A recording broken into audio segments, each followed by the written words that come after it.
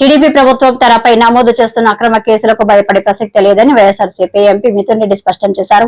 TDP ప్రభుత్వం అధికారంలో ఉన్న ప్రతిసారి తనను ఇబ్బందులు పెడుతూనే ఉందని, తాజాగా జైలులో తనను టెర్రరిస్టు మాదిరిగా ట్రీట్ చేశారు అంటూ సంచలన విషయాలను వెల్లడించారు. కష్టకాలంలో తనకు అండగా నిలిచిన జగన్ కు ధన్యవాదాలు తెలిపారు. పార్టీని ఇబ్బంది పెట్టినా వెనక తగ్గే ప్రసక్తి ఉన్నదని చెప్పి కూడా నేను ఈ రోజు తెలియజేస్తాను.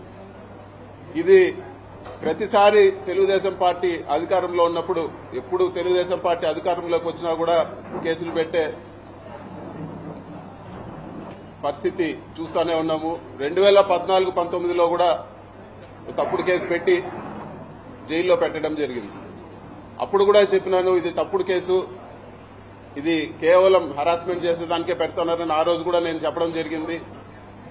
అయినా కూడా అక్రమంగా అరెస్ట్ చేసి నన్ను, బిఎం మధుసూదన్ రెడ్డి గారిని, చెవిరెడ్డి భాస్కర్ రెడ్డి గారిని కూడా ఆ రోజు కూడా జైల్లో పెట్టడం జరిగింది. తర్వాత ఎవరైతే కేసు పెట్టించారో అదే వ్యక్తి కోర్టులో వచ్చి చెప్పడం జరిగింది, ఎక్కడ కూడా బలవంతంగా మా దగ్గర పెట్టించారు, వీళ్ళు తప్పు చేయలేదని చెప్పి ఆ కేసు కూడా కొట్టేయడం జరిగింది. అంతేకాదు, అంతకుముందు తెలుగుదేశం అధికారంలో ఉన్నప్పుడు కూడా నేను ఇంజనీరింగ్ కాలేజ్లో చదివేటప్పుడు కూడా నా జీవితంలో మొట్టమొదటి కేసు పెట్టింది తెలుగుదేశం ప్రభుత్వం. తెలుగుదేశం ప్రభుత్వం ఎప్పుడున్నా కూడా ఇటువంటి హరాస్మెంట్ చూస్తూనే ఉన్నాము. ముఖ్యంగా ఈ జైల్లో ఉన్నన్ని రోజులు కూడా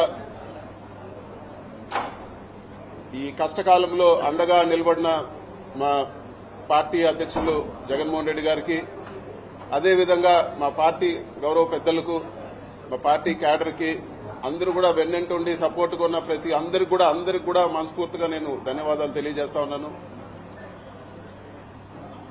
ఈ కేసు పెట్టి సాధించింది ఏమీ లేదు, ఒక పైశాచిక ఆనందం పొందడం తప్పితే, అదేవిధంగా మా తల్లిదండ్రుల్ని మానసికంగా వేధించడం ఒకటి సాధించినారు తప్పితే ఈ కేసు వల్ల సాధించింది ఏమీ లేదు. కోర్టు నుంచి వెసులుబాటు పొందిన తర్వాత కేసు వివరాలన్నీ కూడా వివరంగా మరొకసారి నేను మాట్లాడతానని చెప్పి కూడా మీకు అందరు కూడా తెలియజేస్తా ఉన్నాను.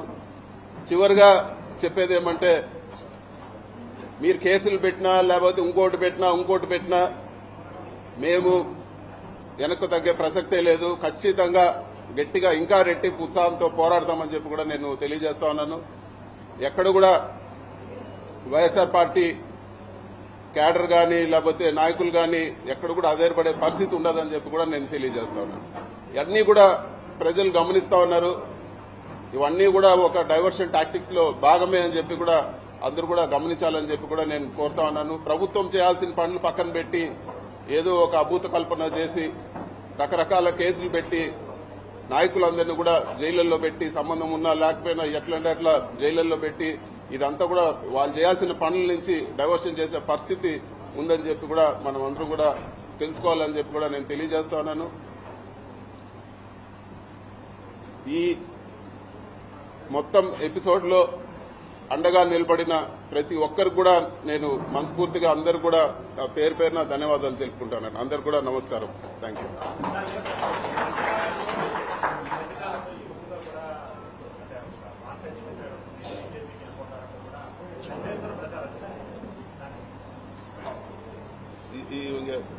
దానికి అర్థమే లేదు. ఇవన్నీ కూడా కట్టుకథలు. తెలుగుదేశం నాయకులు కావాలని బురద కొట్టే పని కానీ దీనికి నేను సంజాయిషి ఇచ్చినా కూడా అర్థమే లేదు.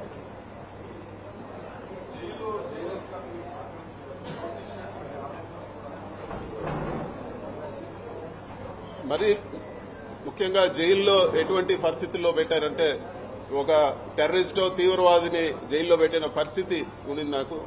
నేను ఉన్నన్ని రోజులు కూడా ఒక పూర్తి బ్లాక్ లో వేరే ఒక మనిషితో మాట్లాడే పరిస్థితి ఉండదు. కేవలం ఎప్పుడైనా ములాఖాతులు, వారానికి వచ్చిన ములాఖాతులు, లేకపోతే ఇంటికి 3 ఫోన్ కాల్ చేసుకోవచ్చు. ఆ 3 ఫోన్ కాల్ తప్పితే ఇంకొక మనిషితో మాట్లాడే పరిస్థితి కూడా ఉండేది కాదు. మొత్తం సీసీ కెమెరా నిఘా, ఎవరు చూస్తా ఉన్నారో ఆ సీసీ కెమెరాలో తెలియదు. విజయవాడలో కూడా ఆ సీసీ కెమెరాలో చూడగలుగుతారని చెప్పేవాళ్ళు. అధికారులు కూడా నాతో మాట్లాడేదానికి భయపడేవాళ్ళు. అసలు ఎవరు కూడా దగ్గరకు వచ్చే పరిస్థితి లేదు. ఒక దారుణమైన పరిస్థితిలో జైల్లో పెట్టడం జరిగింది. ఒక ఏదో టెర్రరిస్ట్ పక్కన వాళ్ళతో మాట్లాడితే ఏదన్నా ఇబ్బంది వస్తుందనే పరిస్థితులు అక్కడ కల్పించడం జరిగింది. కానీ ఇవన్నీ కూడా ధైర్యంగా ఎదుర్కోవాలని డిసైడ్ అయినాం కాబట్టి ఇవన్నీ కూడా ఏకోసారి కూడా పట్టించుకున్న పరిస్థితి లేదు.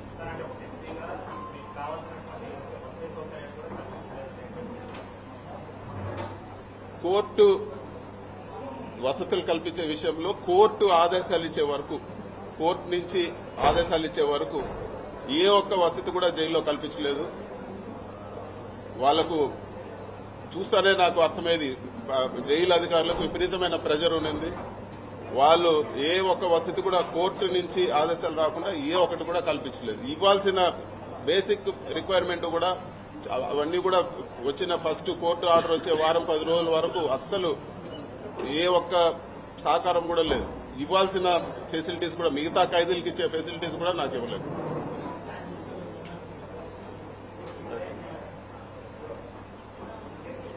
ఓకే అన్న, థ్యాంక్ యూ అన్న. మీరు మాట్లాడతారు.